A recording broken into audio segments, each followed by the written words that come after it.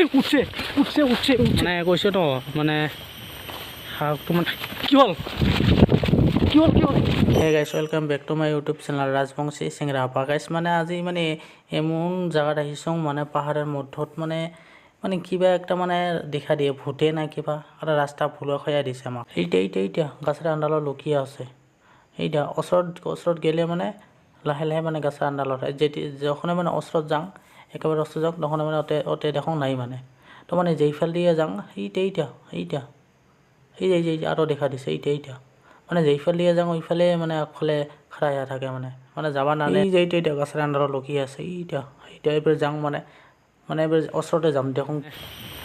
হাঁহটো মানে কি হ'ল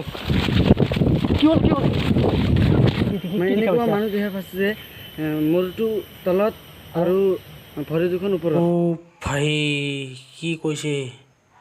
মূৰটো তলত আৰু ভৰি দুখন ওপৰত বোলে কি হ'ব হৈছে আৰু গাইছ মানে অকণমান আগত দি পঠাইছোঁ নহয় মানে আগত গৈছে মানে ডাইৰেক্ট দেখা পাইছে মইতো পাছত আছিলোঁ মই দেখাই পাওঁ নাই